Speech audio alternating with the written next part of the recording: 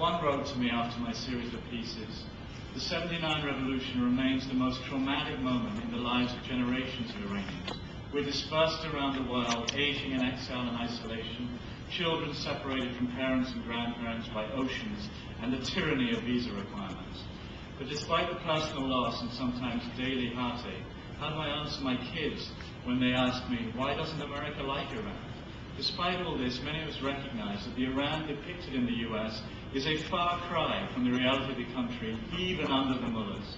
Iranians who dare to speak out, and there are still too few, are accused of being apologists for the regime. You are saying what many of us would like the world to hear. I've had many such letters from people who dislike the regime, who want to change it, but who equally strongly believe that the way we have been portraying Iran is dangerous and too monolithic. It does not contain the nuances that I've tried to outline here today. While I was in Iran, I met a young man whose family fled in 1979. He's now in his 30s. They fled to Vancouver. He was educated at Stanford, then at Harvard, then he went to Oxford. Brilliant young man. His name is Ruzbek Firuz. And to the horror of his family, to the horror of his parents, what's he done? He's returned to Tehran. He's trying to run an investment company there, and one central idea of his is to start a business school in Tehran that would promote Western standards, perhaps not the most recent ones here in this country, but the highest standards in doing business. And to that end, he is trying to raise money in the diaspora. And he believes passionately, absolutely passionate, that the way to gradually, not overnight, but gradually bring reform, change Iran, is precisely through the kind of thing he's doing, through contact, through engagement, through bringing the diaspora around to seeing that, okay, this is the regime that led us to flee, but 30 years have passed, and perhaps now we can find ways to be involved in Iran that do change it. The sixth point, and here perhaps we come to the nub of the matter, is, of course, I do not believe that Iran's nuclear program is innocent, far from it, but nor do I believe, as should be obvious from the above, that the Islamic Republic is an apocalyptic regime that will bring itself down in the blind and frenetic pursuit of a nuclear bomb. My sense is that the regime would probably be satisfied with being a threshold power, something close to Brazil or Japan, with the know-how to make a device sometime in the coming 5 to 10 years, but not the actual hardware. This is not, of course, an ideal outcome, but if the past decades have taught us anything, it is that maintaining nuclear monopolies is impossible. Just in the region, Israel, Pakistan, and India are all nuclear armed.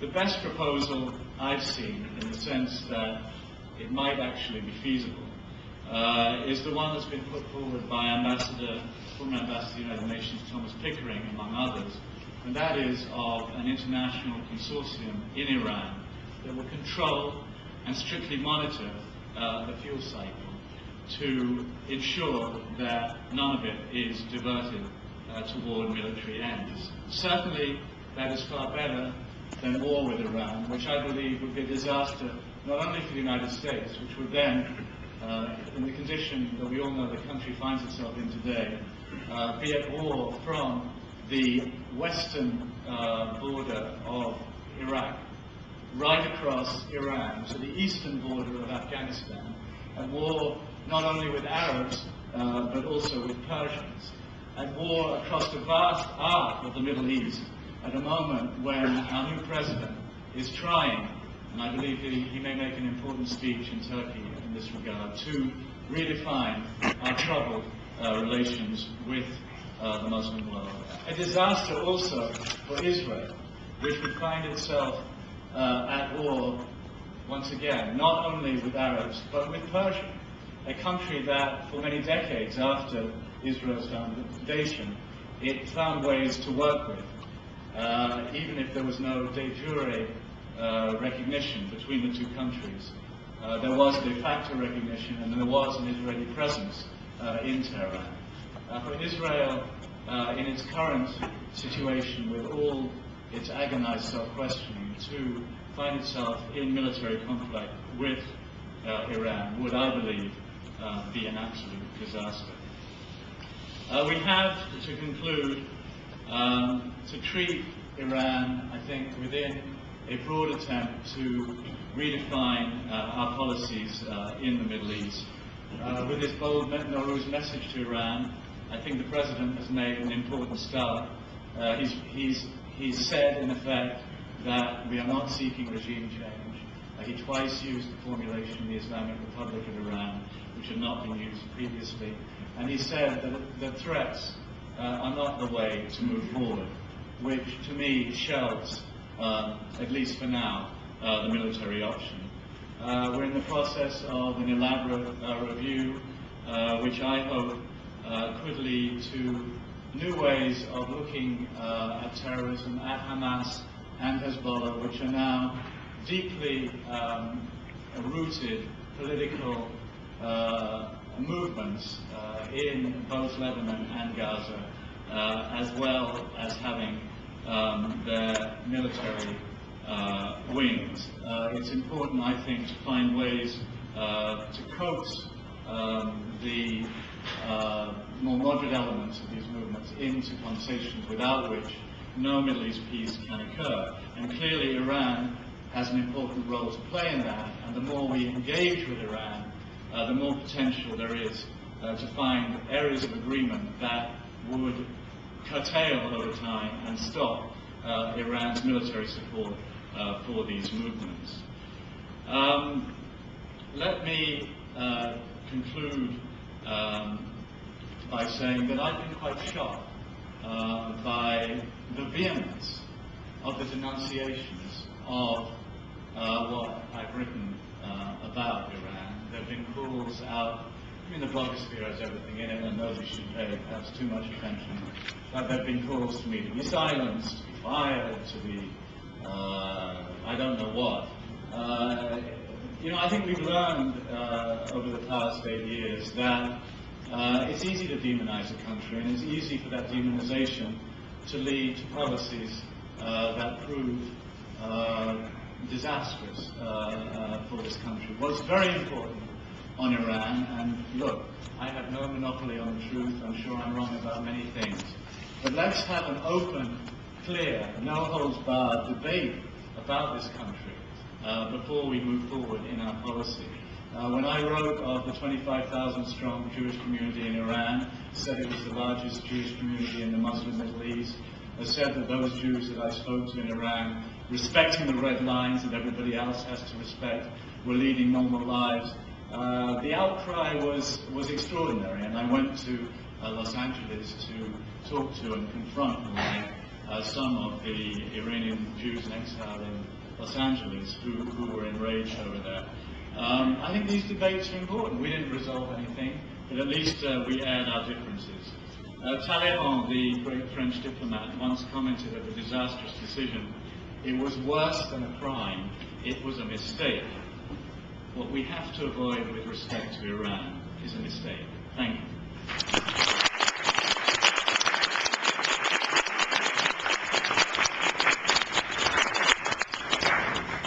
For demystifying apologies as well. Rose is a friend of mine, and I'm very honored that you mentioned him. He's doing extremely well. There are many Iranians also who think very much the same way. It's wonderful that we are doing this kind of stuff. Particularly, you mentioned he's on the board of the council, and we have been very honored to have him on our side for a long time. He's an incredible man. I don't know why he is not a major player in the Obama administration. I hope that he will be one day soon. But now I think you will be around here for us for some time, and then the people have an opportunity to ask you questions. But let me first move forward. Senator Bennett Johnson is here now, and Senator Johnson is chairman of the American Iranian Council, and he is my boss. And I'm very honored to have him here. Senator is extremely busy. I know he's going to come here and say a few words and then to apologize and leave soon after. But hopefully that he will stay a few minutes. Okay, Senator, please join me to welcome Senator Bennett Johnson.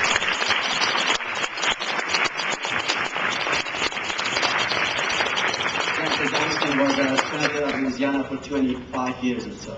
He's the godfather of the energy policy in this country. Thank you, Hoshang. And if you believe that I am Hoshang's boss, I've got a bridge to say. Greetings to you all, and Happy Nouroz. I am indeed the co-chairman of the American Iranian Council. It is a central organizing principle of the American Iranian Council that we recognize the fact that a normalized relationship with Iran is in the interest of the United States and in the interest of Iran, which is not to say that we conduct ourselves as a country, as an administration with Iran, so as to be believed. And hopefully, if we are, then a real dialogue can begin, one that does not insist upon everything in advance, but which leads to those things that we would eventually require, such as to be free from the nuclear threat, which does not necessarily mean that they cannot have a peaceful nuclear program. I think it seems to me there are ways to work that out. And if we have a friendly relationship, then the brandishing of the nuclear threat by either side would not be would be neither necessary nor appropriate. It is our relationship, as I read it at this point, is not ready immediately to blossom into full fruition, but it is a relationship in which we have great hope, in which I hope and I expect the administration to exercise both skill and diplomatic finesse and patience. And it seems to me it is going to take great patience. And there will be Iranians, Ahmadinejad, and others who will at times say things which are somewhere between infuriating and inappropriate, and we will have to realize that that does not speak for everyone in Iran. So, my friends, it is a time of great hope, greater hope than at any time since I've been associated with the American Iranian Council. We hope that this time of celebration of Nouroz will be a time when we can all begin a new relationship that will be in the interest of both countries. Thank you so much.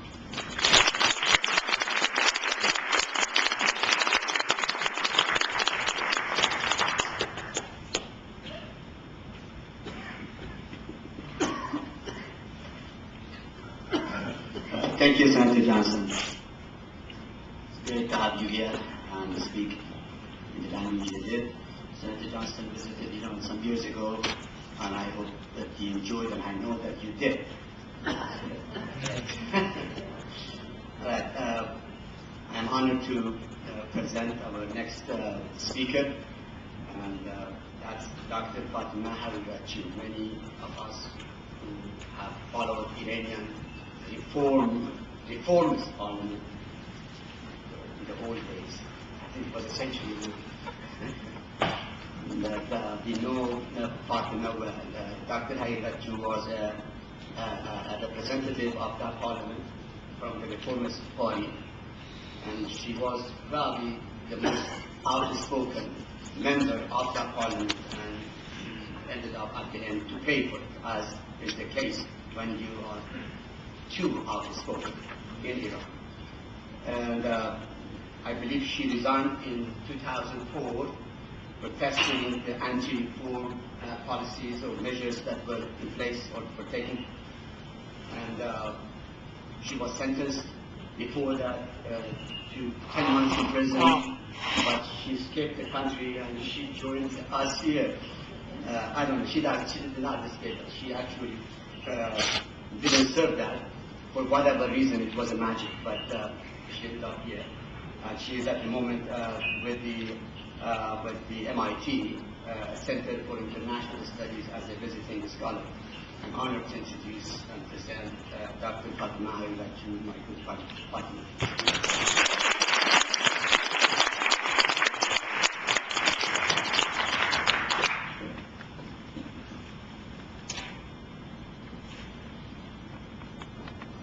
Thank you very much, and hello. And I would like to thank the American-Iranian Council for organizing this important panel. And I am honored to be here. Also, I would like to express my gratitude to President Obama for his Nouroz address, and I am hopeful that the talks with his leadership will be based on mutual respect and interest. Let me tell you, as an Iranian insider, how I perceive Iran's supreme leader's response to the Nouroz message of the president. Ayatollah Khamenei felt Obama's remarks were so significant that he should be the first person to respond to this message, and this is so unique. He said, we are not going to be emotional and we will calculate, and if the US would change, we would change too. And also, he asked for tangible steps. Last year, if we remember just his previous remark last year, he said that if I know that the US-Iran talks relation is useful, I would be the first one to start this talk. And by this chief, I am hopeful that this new Iranian year brings hope for good relation between Iran and US in future. Therefore, both sides should not miss this opportunity. Also, I would like to share a little bit my experience when I was in Parliament about Iran-US relation, which is, it's important to know how one institute like Majlis can affect this relation.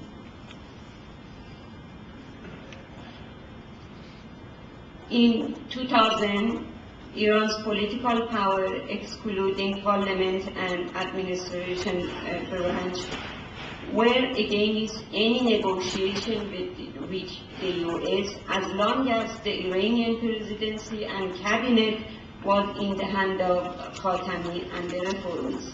Thus, the role of Majlis at that time was to back the reformist administration's effort to initiate official talks with the United States.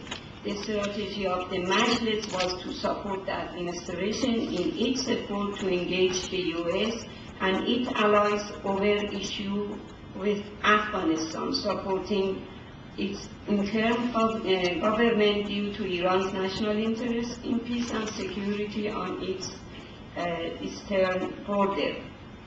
With Afghanistan as Iran's neighbor, with an almost 800-kilometer boundary, we would be directly affected by any positive or negative development there.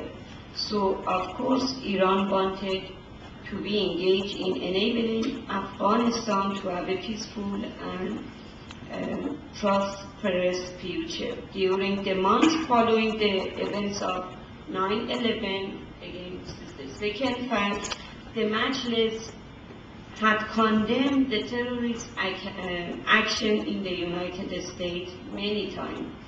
At the same time, it was the analysis of some of its members that the purpose behind the United States government decision to Afghanistan was to transfer energy resources of the Central Asia country to Afghanistan. The Majlis immediately voted to launch a special commission of the region's transformation on Afghanistan in order to be effective in its decision-making process in transferring the idea of Majlis providing advice and overseeing the government efforts on this issue. The special commission was made of 15 MPs that had a daily session for a month. This commission was in addition to the National Security and Foreign Affairs Commission and the Speaker's membership in the Supreme Council of National Security. At that time, the goal was to defend Afghanistan's sovereignty. The Majlis directly supported official talks with the U.S. government and its allies. The multilateral negotiations were successfully performed between Iran and the U.S. and its allies by Khatami administration. However, President Bush's State of the Union address on Axis of Evil damaged the reformist administration position on engaging in talks with the U.S. The new administration should appreciate and facilitate any constructive approach and cooperation of Iran in the region. The Majlis played a unique role in criticizing some of the positions that the Supreme Council of National Security took, such as its decision to be neutral in this engagement. We in the Majlis believe that we should proactively engage in the meaningful dialogue with the main player, namely the U.S. and its allies, rather than sit quietly next door and just let them all decide how things would turn out in Afghanistan. If we just look at domestic Iranian politics for Iran-US relation, we would see that regarding the US-Iran relation, it seems that there is a sort of consensus among scholars, experts on foreign relations, political activists, and most policymakers inside Iran, that the US-Iran talks should be started from national security perspective. However, in terms of how to start this negotiation, timing, topics, conditions, third parties, and internal negotiators are still point of discussion and debate. For example, the Supreme Leader gave a speech in Mashhad in 2007 in which he said that if he knows it would benefit for Iran, he would start negotiation with the US. The fact that he gave such an answer in public shows that the extent of compromise among experts and breakdown of the taboo against talking with the US at that time. This statement also shows that he may actually allow the negotiation in the future, which is, I consider this exchange at the highest level as a good sign of starting the negotiation. What has changed since the 6th Majlis is the unification of power under the supervision of the Supreme Leader. The current administration would like to start negotiation with the US. However, the condition of negotiation, the method for starting them are important. One member of Iranian parliament said last month that the first condition of negotiation is that the U.S. must demonstrate respect for the nature of Iranian Islamic Republic and avoid an adversarial plan. After 29 years, we could see both countries show many signs of being ready to start this vital negotiation. Any negotiation, I believe, should start with Iran's current government. That means that they should take place before Iran June 2009 presidential election. The reason for this is that the present administration has the ability to control hardliners who oppose any talk with the U.S. The conservatives would gain credibility through this, which would lead other branches of government to support the idea of negotiation. If President Ahmadinejad would not be elected and by chance a reformist candidate such as former Prime Minister Mr. Mousavi or former Speaker of Parliament Mehdi Karoubi would be elected, the chance of starting comprehensive negotiation would be slim, and this is so important. The opposition to the new president, including some of those who are in the current administration, could ruin the negotiation. While if this negotiation starts right now, next president just would continue ongoing negotiation. This is the point I like to emphasize. Many U.S. policymakers are afraid that Ahmadinejad will be re-elected as a result of initiating this talk.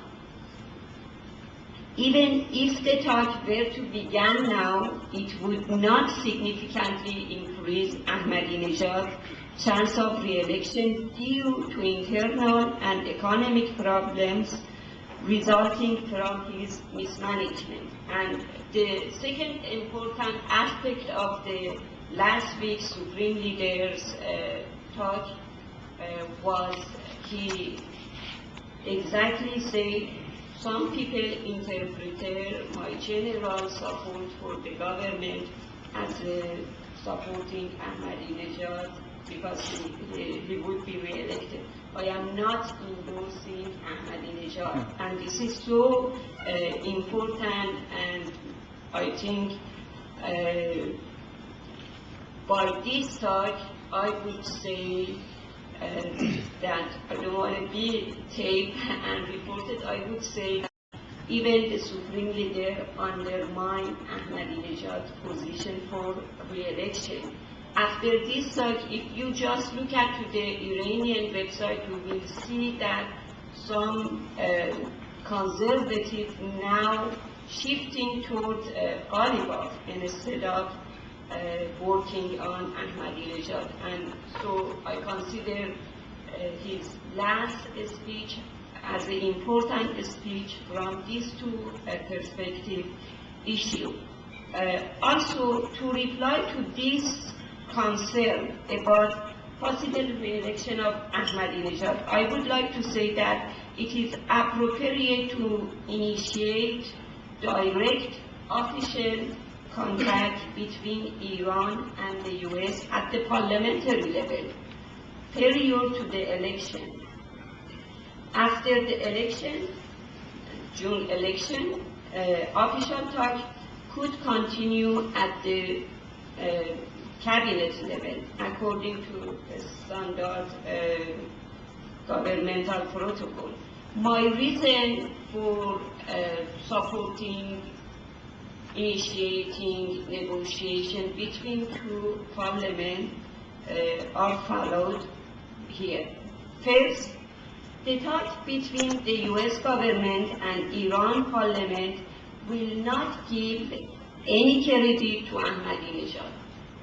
This is because many of its members disagree with him, including the speaker, and because it is not at the cabinet level. Also, perhaps you are following news that the level of disagreement between the president and the parliament recently, mostly over the fiscal budget, that you saw that direct letter to in both sides. Second, any official contact should be pre-approved by the supreme leader. So, even this talk, if it starts at the parliamentary level, that means the supreme leader is going to lead to starting this talk. Thus, third, they would control hardliners who disagree with initiating direct talk with the US, and this control would pave the way of next president of Iran to continue ongoing project. Fourth, the parliament has an important role to play in the ratification of additional protocol to Nuclear Non-Proliferation Treaty, NPT. The protocol was signed in 2003 by Iran representative to the International Atomic Agency, and the Majlis should ratify it. So this talk would provide an opportunity for this ratification if the main concept, one of the main concerns for the United States is halting enrichment, who is going to ratify this? The parliament. If just you as a reminding, last 7 parliament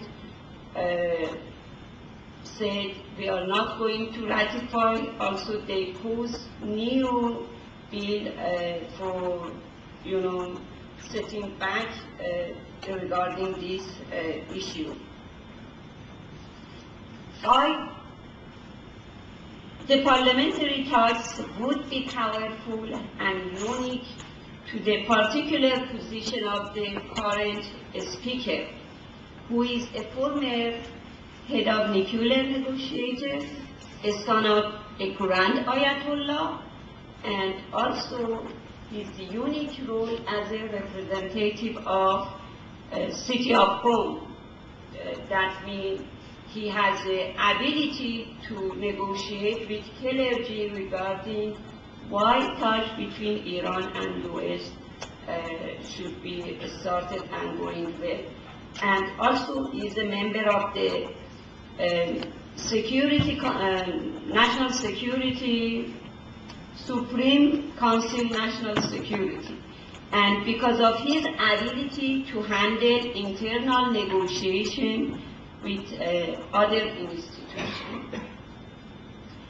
6. The MPs, member of parliaments, come from all over Iran, and they have the ability to justify this decision to their constitutions. 7. Talk at this level would neutralize the role of the US in the coming election. Always I say to US officials that please be out of Iranian election. That would damage position of presidential candidate. 8. As a feminist, I would say that the extending an invitation to Mrs. Nancy Pelosi, for a talk between the Speaker of the U.S. House of Representatives and Ali Larijani, the Speaker of Iranian Parliament, would provide a model for the women's movement in Iran that would facilitate requests to improve the condition of women in Iran. This issue also would be one of the topics to be discussed by the 2 speakers of the parliament. Aside from all this, one crucial expectation of political and human rights activists for negotiation at any level is that our United States should not ignore human rights violation in Iran. I would say normalization of relations between two countries would reduce human rights violation and would promote democracy in Iran, because many activists right now are arrested with accusation of spying for the United States.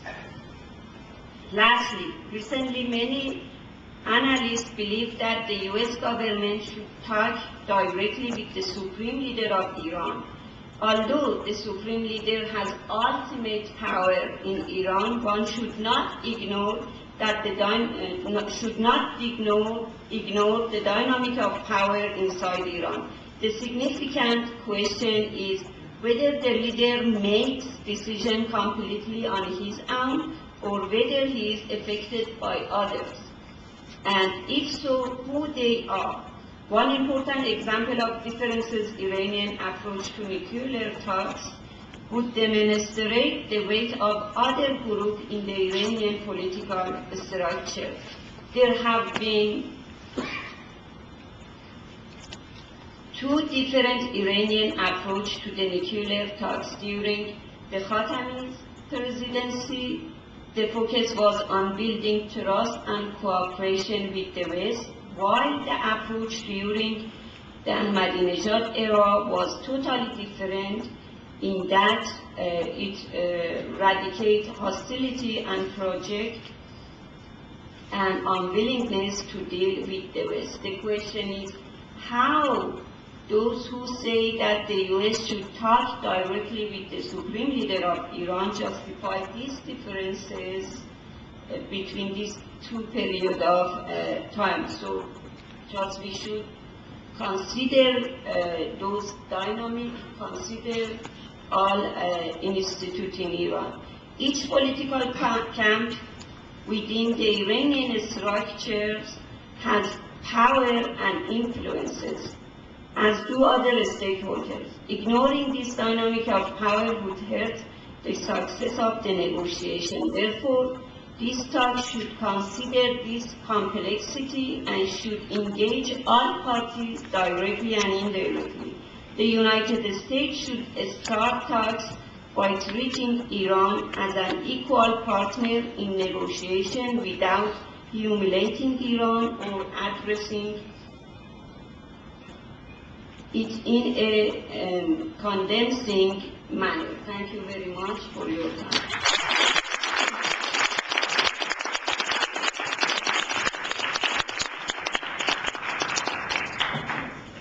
Thank you very much, Dr. Hayatio, and she obviously was very detailed in terms of what the administration has to do, and particularly she brings an inside view of the country, and we are very honored to have you here. It's now my turn. Actually, this was my turn last time. We had a congressional roundtable here, and I didn't get a chance to speak because so many people wanted to speak, and I just voluntarily withdrew. What I'm going to present is basically a paper that the American Iranian Council has provided to the US government and the Iranian government. It is our white paper. I wrote the paper. It was reviewed by some of our board members, and then we finalized it. I'm honored to say that this paper was finalized and given to the two governments in translation, both in English and Persian, about a month ago. And I'm particularly honored to say that President Obama's speech is really in the line with the very spirit of what we had really proposed.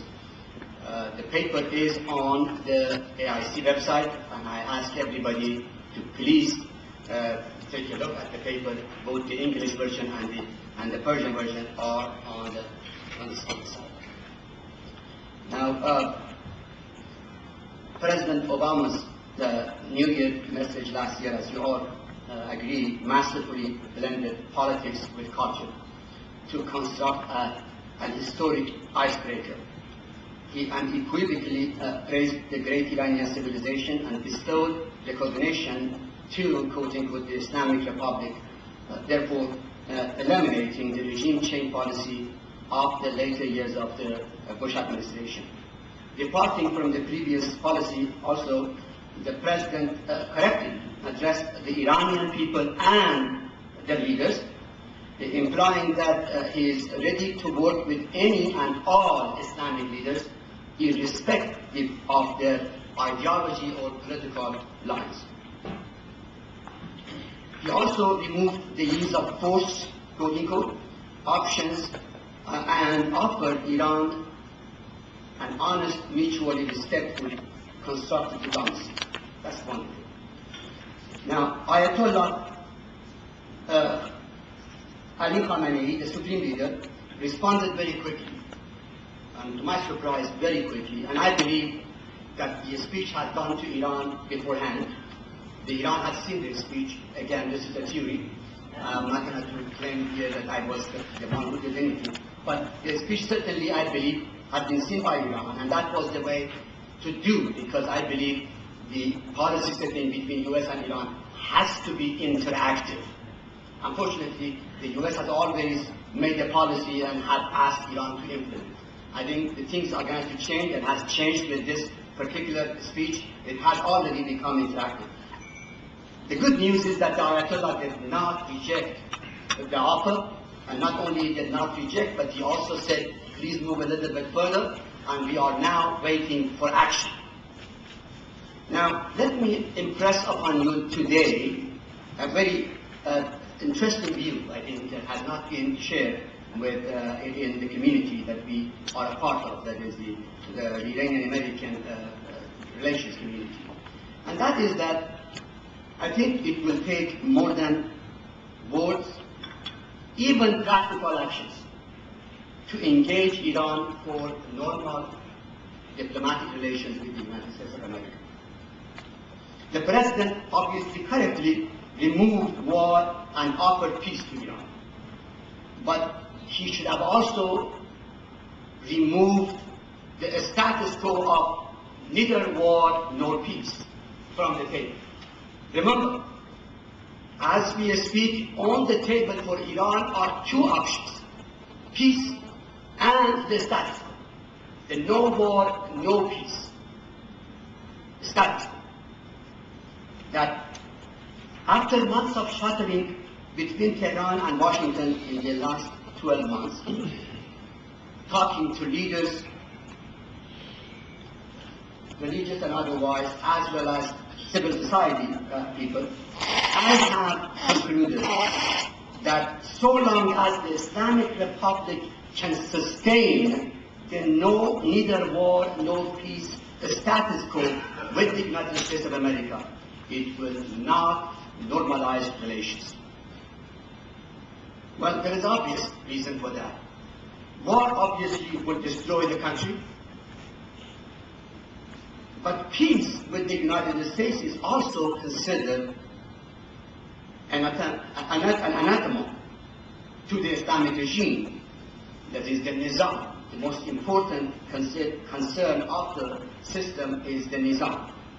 The leaders believe that engagement beyond what is needed for a détente with the United States of America, particularly if it were to lead to an American diplomatic presence in Iran, could set off a velvet revolution in the country against theocracy. Whether that's wrong or right, that's the impression.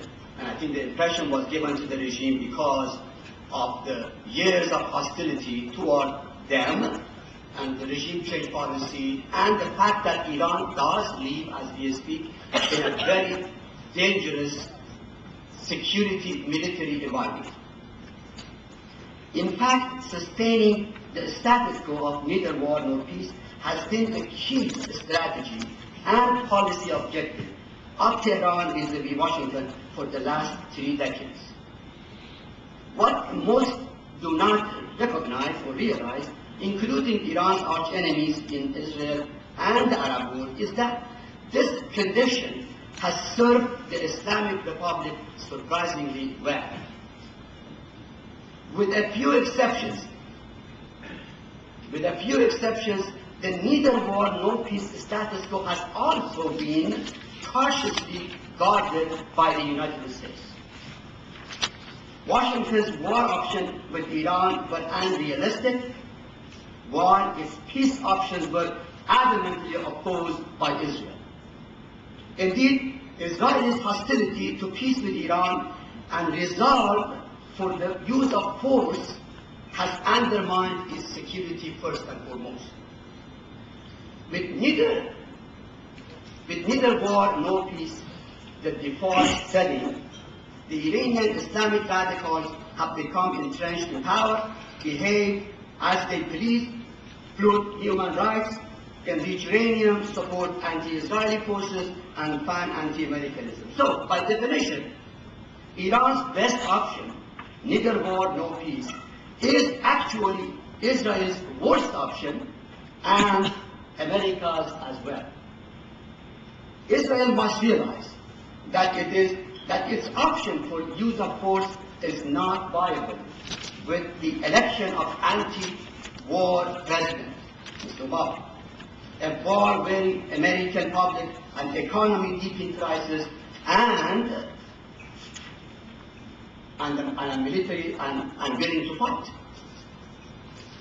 Nor will the U.S. European allies support war, and others like China and Russia will certainly oppose a military approach. Some hope that less than war, the use of some kind of a heftier version of the old characteristic policy to make Iran bend would maybe work. I told a friend jokingly that in the past they thought the small characteristic will work because the donkey is small and little bit out there, but now they realize that the donkey has grown into an elephant, and therefore they want a bigger carrot and bigger stick. Look at that. If the constant threat of war has not convinced Tehran to freeze its uranium enrichment, why should the use of bigger sticks work? If under Saddam Hussein, if Iraq under Saddam Hussein could survive 12 years of strict multilateral sanctions, why can't Iran, which is bigger and richer and more open in terms of its geography? Even bigger carrots, my friends, will not work if offered with the status quo in place, the no war, no peace. Last summer, and this is my personal experience, I conveyed, quote-unquote, a statement to Iran that included the U.S. offer of, quote-unquote, a suspension of sanctions on oil and gas in return for Iran to freeze its uranium enrichment for 6 weeks. In a subsequent similar move through my track 2 diplomacy, the U.S. offered Iran to come up with a wish list of its own for the freeze. In both occasions, Tehran was not interested in a deal. Yet, during that same shuttle diplomacy, quote-unquote, I also learned that better U.S.-Iran relations could come sooner than many think, but only if the U.S. reins in its principal Middle Eastern ally, Israel, eliminates the current neither war nor peace status quo, and offer the Islamic Republic a conceptual and material deal that it cannot refuse, either because of self-interest or fear of the Iranian people. So, assuming that Obama administration can convince Israel to go along, to agree that the no war, no peace scenario has been and will continue to be inimical to the interest of both states, and that peace is the only pragmatic pursuit going forward, how best to achieve it, the question really is. Because unless the Iranian regime sees that there are tangible benefits greater than currently accrued to it from the status quo, why should it march toward peace from the no war, no peace status quo? This is where President Obama is a uniquely qualified catalyst to bring all parties in the region together for a global solution. He could spend part of his formidable political capital on the world stage to make what I call the big speech, the introduction of which was the Nouroz statement, that lays out markers for the big push, quote unquote, and interactive diplomacy that incrementally brings Iran back into the fold as a legitimate partner for peace in the region and the world. One thing that I have to say here is this. Unfortunately, many of the issues that are defined as US-Iran issues, terrorism, proliferation of nuclear material, bombs in particular, human rights, and opposition to peace, these are not US-Iran problems. These are problems of our age. These are regional, global problems. Terrorism is not just US-Iran problems. Unfortunately, the global issues of our time has become crystallized, defined as US-Iran relations problem. And to that extent, the solution to the problem has become different. I think President Obama has to do a few things during his next speech, and I will just quickly go through that very fast because I think we are late. First, I said, in the next speech, President Obama has to remove the no war, no peace status quo and leave on the table only peace for the United States, for Iran to take. Second, as part of the Algiers agreement, the President Obama should unequivocally say that the United States will never again interfere in Iran's domestic affairs. I think President Obama should say that the United States will be ready to help transfer Iran's nuclear dossier from the United Nations to the IAEA under certain conditions that the Islamic Republic should meet. That it should say that Iran has a important regional role and that it recognizes this role, and that because the problems that I just was saying are global and regional in the scope, that Iran will be a partner in solving these problems, not just in solving this problem between the United States and Iran, to the larger issue. And this is very important. President Obama should say to Iran that we have definitional problems with some of these issues, and I'm ready to work with you on the definitions. For example, the United States calls Hamas and Hezbollah terrorists. Iran calls them freedom fighters. Who is right? They have to come to an understanding, an agreement on whether they are terrorists or freedom fighters. Perhaps somewhere in the middle is the right decision or right definition. That has to be done, and this has to do with a lot of other issues as well. So I think it is extremely important that President Obama emphasizes the common interest between the two governments as opposed to the issues that have divided them and have been emphasized for the last 30 years. President Obama should say that the United States recognizes Iran's security concerns, and three security concerns: defense, regime, and energy. And it is prepared to work with Iran in mitigating these problems. I think President Obama should also offer, at least theoretically in the beginning, a bold roadmap for Iran to take. And this roadmap should include not just the conceptual package that I just explained a few of them, but also a material package, and a material package that is directed toward the Iranian people in particular. Iranian people are economically hard pressed, and they wanted their economy grow. Over the last 30 years, they have spent billions, in fighting or, wars in the area, or opposing the United States, or eliminating threats.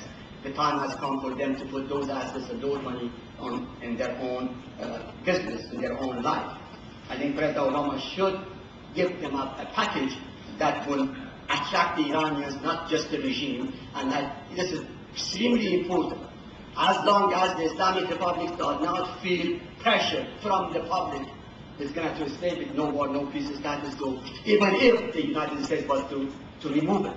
It is extremely important that pressure come to. Now, at the end, let me say a few words about Iran. What should Iran do? I mean, so far I have said as if the United States has to bend, in front of the Islamic Republic. Now, the United States, President Obama in that speech also put certain conditions for Iran to meet. I think first, Iran should freeze, and that has been my position, and it's my position as well now, Iran should freeze its enrichment activities for a set period, and cooperate with IAEA by becoming transparent about the past as well as about the future.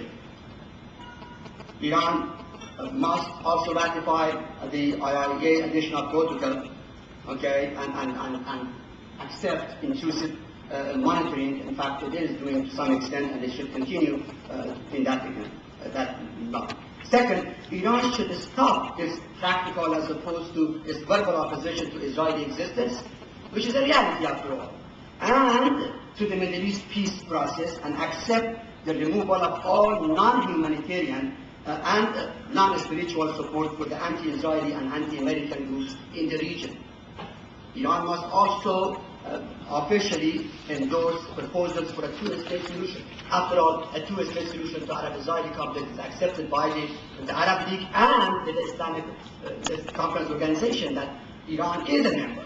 So it's not a big deal. In fact, President Khatami, during his time, did accept the two-state solution because they accepted the position of the AIC. Now, and finally, Iran should hold free and fair elections using the standards set by the Inter-Parliamentary Union, which Iran is a member of, and of course to observe human rights in Iran, which again is part of the UN resolution, and that Iran is a member of as well. I think it is extremely important that for the regime's continuation and survival, that Iran does take steps to promote further its democracy.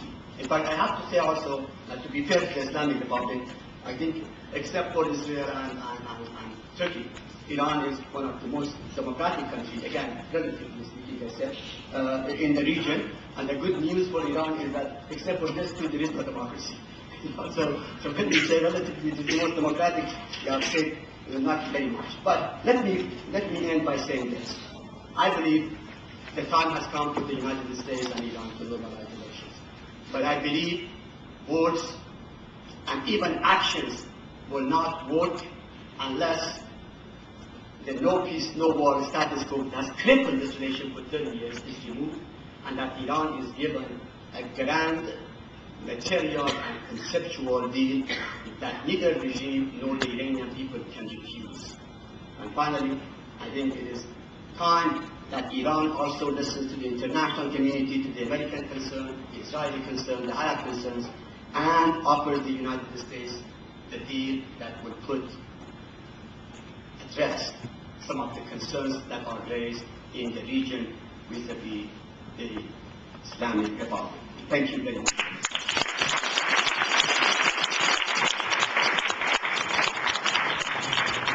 Ambassador Dogan is here.